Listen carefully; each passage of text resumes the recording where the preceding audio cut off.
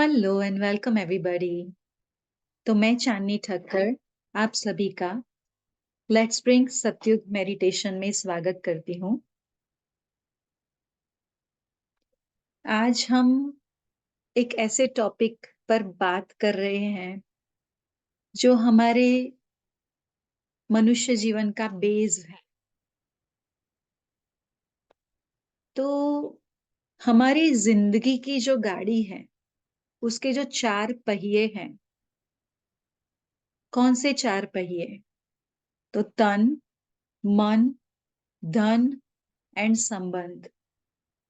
इन चारों पहिए का अच्छा होना हमारी जिंदगी की गाड़ी को स्मूथ चलने के लिए बहुत जरूरी है, राइट?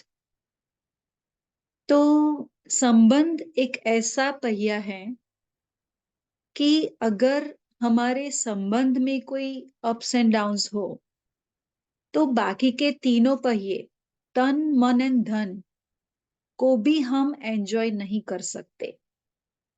तो आज हम हमारे जीवन के ये इम्पोर्टेंट पार्ट जिनको रिलेशनशिप्स के बारे में बात करेंगे कि एक्चुअली रिलेशनशिप्स क्या हैं, उसका बेस क्या है, हमारे रिलेशनशिप्स कैसे होने चाहिए, अगर रिलेशनशिप्स आइडियल ना हो तो हम उसे कैसे आइडियल बना सकते हैं, इस टॉपिक पर हम बात करेंगे।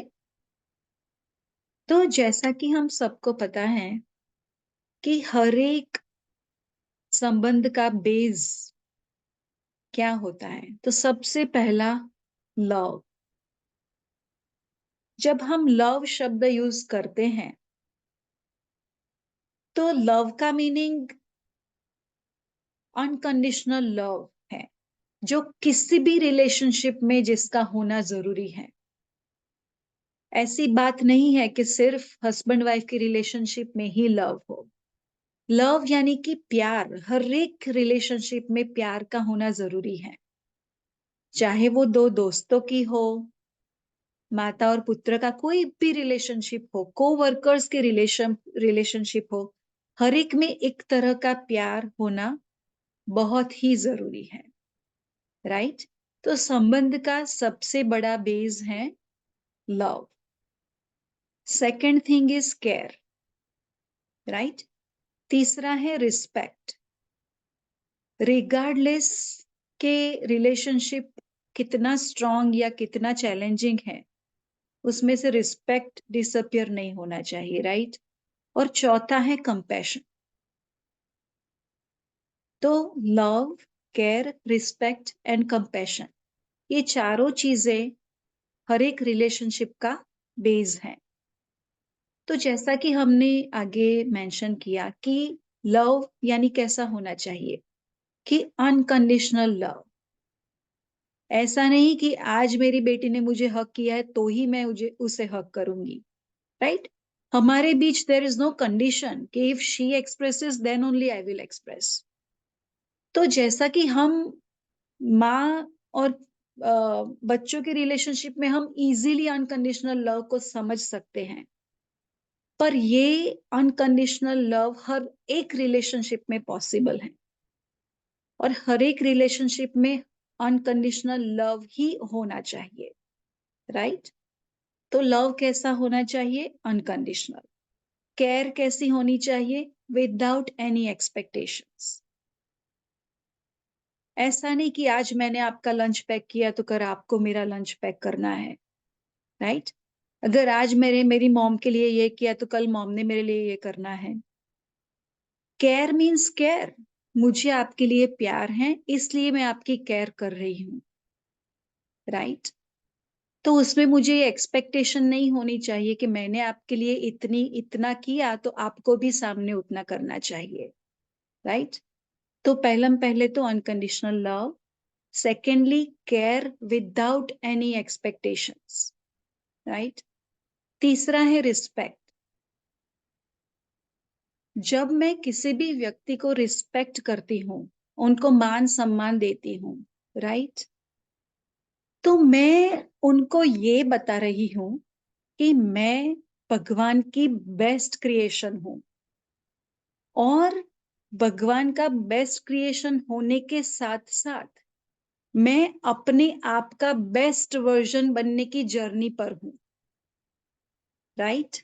तो अगर कोई भी व्यक्ति हमें डिसरिस्पेक्ट करे, तो हम भी सामने डिसरिस्पेक्ट करें, तो हम जो हमारी जर्नी पर हैं, हमारा बेस्ट वर्जन बनने की, उसमें इंटरप्शन आ गया, राइट?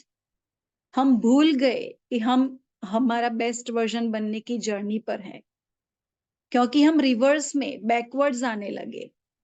तो डजंट मैटर सामने वाली व्यक्ति आपको कैसे ट्रीट करती है, आपके बारे में क्या बोलती है, क्या सोचती है, कितना रिस्पेक्ट देती है। All I need to remember कि मैं अपने आप का बेस्ट वर्जन बनने की जर्नी पर हूं और मुझे इस जर्नी में आगे ही बढ़ते रहना है, राइट? और चौथा हमारे संबंधों का पिलर है कंपैशन। तो कंपैशन हम किसको बोलेंगे? कंपैशन मीन्स करुणा, राइट? तो अगर कोई व्यक्ति हम पर गुस्सा हो, अनहेल्पफुल हो, किसी भी चीज में मदद ना करे, हमें समझ ना सके, तो हमें उस व्यक्ति के लिए करुणा होनी चाहिए, नहीं कि कंप्लेन। हमें उस व्यक्ति को जज नहीं करना चाहिए। क्यों? तो इसका एक बहुत अच्छा एग्जाम्पल है कि कई सारी नर्सेस एक बहुत बड़े सर्जन थे, उनके हॉस्पिटल में वर्क करती थी। तो वो जो सर्जन थे, उनका नेचर बहुत ही गुस्से वाला था। एवरी डे हर एक नर्स पे गुस्सा करना। हर एक नर्स उनके नेचर से इतना इरिटेट, अपसेट होती थी कि उनको वर्क पे आना भी अच्छा नहीं लगता था। तो एक दिन ये नर्सेस एक ऐसे ही आध्यात्मिक प्रवचन को सुनने के लिए गई। तो वहां पे उन्होंने उनके टीचर को बोला कि हमारे जो डॉक्टर हैं, जिनके अंडर हम काम करते हैं, इतना हम पर गुस्सा करते हैं कि हमें काम करने का मन ही नहीं होता, जॉब पर जाना ही अच्छा नहीं लगता। तब वो जो आध्यात्मिक टीचर थी, उन्होंने प्रश्न पूछा कि आप नर्स हैं, दैट मीन्स कि आप पेशेंट्स की टेक केयर करते हैं, राइट? तो अगर आपका पेशेंट, जो आपको पता है कि वो रोगी है, तो अगर आपका पेशेंट अपना दवाइयां टाइम से न ले, डॉक्टर ने जो इंस्ट्रक्शन दिए हैं वो फॉलो ना करे, तो आप क्या करते हैं? आप उन पर गुस्सा होते हैं? तो कि नहीं, वो तो पेशेंट है, हम समझते हैं कि वो तो पेशेंट है। तब वो आध्यात्मिक टीचर ने बोला कि उसी तरह आपके जो डॉक्टर हैं, वो भी आत्मा के, उनकी आत्मा पेशेंट हैं। जैसे कि आपके जो एक्चुअल पेशेंट्स हैं, वो अपने शरीर को हेल्दी बनाने की जर्नी पर हैं, इसलिए आज वो रोगी हैं। इसी तरह आपके जो डॉक्टर हैं, उनकी आत्मा अभी रोगी है, वो अपना अच्छा वर्जन बनने के लिए अभी तैयार नहीं है। तो आप ऐसा समझे कि उनके अंदर जो सोल है वो रोगी है। तो अब जब भी आपके डॉक्टर आप पर गुस्सा करे, तो आप आपके मन को बोल देना कि भाई ये तो सिक है, बीमार है, तो इसलिए उनको माफ कर देना। जैसे कि आप आपके पेशेंट्स पर गुस्सा नहीं करते उस तरह। तो वो सारी नर्सेस हंसने लगी। दूसरे दिन जाकर उन्होंने, जब भी डॉक्टर ने ऐसा बिहेव किया, तब उन्होंने मन ही मन वो सोचा कि हाँ, ये तो इनका आत्मा तो बीमार है, इनकी सोल तो अभी बीमार है। तो वो हंसते हंसते अपना काम करने लगी कि बीमार लोगों के साथ क्या पंगे लेना। तो जब वो हंसते हंसते अपना काम करने लगी, तो वहां का एनवायरनमेंट पॉजिटिव होने लगा, और नेचुरली वो पॉजिटिविटी उस डॉक्टर को भी टच की, और वो भी स्लोली चेंज होने लगे। तो इस तरह जब कोई व्यक्ति हमें समझ नहीं सकता, तो हमें समझना है कि उनकी सोल है, वो अभी उसकी जर्नी पर बहुत ही धीरे आगे बढ़ रही है, अभी उस सोल को बहुत कुछ सीखना है। तो हम करुणा रखे, उस सोल को अपॉर्चुनिटी दे ये सारे लेसन सीखने की, राइट? तो जैसा कि हम सबको पता है कि हमारे संबंधों का बिगड़ने का सबसे बड़ा रीज़न क्या हो सकता है? तो वो हमारा ईगो यानी कि अहंकार है, राइट? तो कई बार हम बोलते हैं कि ओके उन्होंने मुझे इनवाइट नहीं किया तो मैं क्यों उन्हें इनविटेशन दूँ, राइट? उन्होंने अगर मेरे बर्थडे पे सिर्फ़ टेक्स्ट मैसेज दिया तो मैं भी उनको टेक्स्ट करूँगी, राइट? अगर ये मिसअंडरस्टैंडिंग हुई तो मैं क्यों पहले सॉरी बोलूँ? इतनी छोटी-छोटी चीज़ में मुझे उन्हें थैंक यू कहने की क्या ज़रूरत है? ये तो इनका फ़र्ज़ है। तो ये सारी चीज़ें क्या है? ये सारी चीज़ें हमारा ईगो है, राइट? तो ईगो जैसा कि हमने कई बार हमारे सेशंस में सुना है, समझा है कि हमारे चप्पल की तरह, शूज़ की तरह है कि हमें पता होना चाहिए कि हमारा ईगो हमें कहाँ पर साथ लेके चलना है और कहाँ पर उसे बाजू में रख कर चलना है। तो हम कैसे हमारे संबंधों को निखार सकते हैं? जो भी सिचुएशन में कोई भी संबंध हो, एक बार आप डिसाइड करें कि मुझे इस रिलेशनशिप पर वर्क करना है, तो उसके कुछ स्टेप्स के बारे में हम बात करेंगे कि सबसे पहले तो हम हमारा मन पॉजिटिव करें कि ये रिलेशनशिप लविंग एंड केयरिंग हो सकता है। कई बार हम हमारे मन को ही कह देते हैं कि अभी ये तो खत्म हो गया, ये रिलेशनशिप तो ऐसी ही लाइफ लॉन्ग चलने वाली, इसमें कोई इम्प्रूवमेंट नहीं आ सकता। तो एक बार हमने हमारे मन को बोल दिया कि इम्पॉसिबल, तो हमारा मन हमारी सुनेगा। तो पहले हम हमारे मन को प्रिपेयर करें कि डज़न्ट मैटर आज क्या सिचुएशन है। इस सिचुएशन को पॉजिटिव दिशा में ले जाने की, लविंग और केयरिंग रिलेशनशिप बनाने की मुझ में पोटेंशियल है। I will work on it. So सबसे पहले हमारे माइंड को पॉजिटिव करें। सेकेंडली कि हम याद रखें कि हमें हमारे रिलेशनशिप को निखारने के लिए हमारी ईगो को बाजू में रखना है, राइट? तो अगर मुझे उनकी याद आई, तो मुझे राइट अवे उन्हें कॉल करना चाहिए। मुझे वेट नहीं करनी चाहिए कि वो मुझे वीक में 1 ही बार कॉल कर दे, तो मैं क्यों 2 बार करूँ? मुझे उनकी याद आई मीन्स कि मुझे उनसे बात करनी है, तो राइट अवे विदाउट थिंकिंग कि वो क्या करते हैं, मुझे पहल करनी चाहिए, राइट? और हम क्या कर सकते हैं?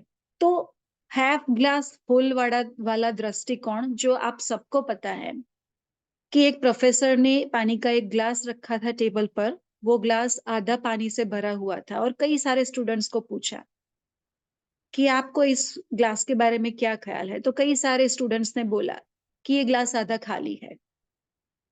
तब उस प्रोफेसर ने उस कॉन्सेप्ट को समझाया कि ग्लास तो आधा भरा हुआ है। तो आप ऐसा भी तो बोल सकते हैं कि ग्लास आधा भरा हुआ है। आपने ऐसा क्यों बोला कि आधा खाली है? तो ये चीज़ आपकी मेंटालिटी दिखाती है कि आप अबंडेंस के एटीट्यूड में जीते हैं या स्कार्सिटी के एटीट्यूड में जीते हैं, राइट? तो यही एटीट्यूड हम हमारे रिलेशनशिप्स को निखारने के लिए यूज़ कर सकते हैं कि जब हमारी किसी के साथ मिसअंडरस्टैंडिंग हो, तब हम खाली ग्लास के एटीट्यूड में आ जाते हैं। उनके कई सारे नेगेटिव पॉइंट्स सोचने लगते हैं, उस दिन ऐसा किया था, उस दिन ऐसा बोला था, इतनी बार ऐसा किया था। तो हम वो हाफ एम्प्टी ग्लास वाले, तो हमारा माइंड नेगेटिव गियर में चला जाता है।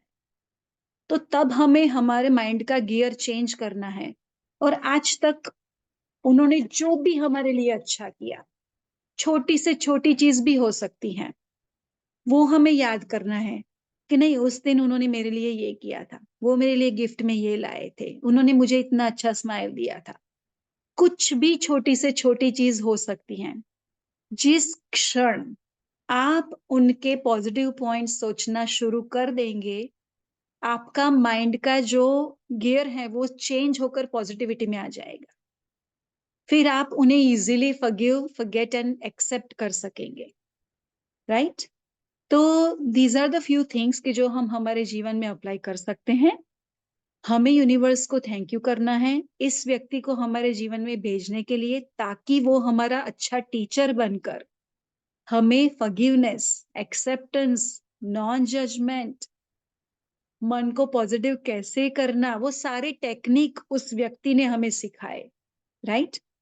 तो हमें उस व्यक्ति को ही मन थैंक यू बोलना है। तो हमारा रिलेशनशिप भी पॉजिटिव होगा और यूनिवर्स भी हमारी पॉजिटिविटी को अप्रिशिएट करेगा और थाउजेंड्स ऑफ टाइम हमारी पॉजिटिविटी मल्टीप्लाई होकर हमारे पास वापस आएगी, जो कि यूनिवर्स का नियम है। So thank you all so very much, और हम सब कल फिर मिलेंगे at 9:15। Thank you, bye, good night. Bye, thank you, जय श्री कृष्ण।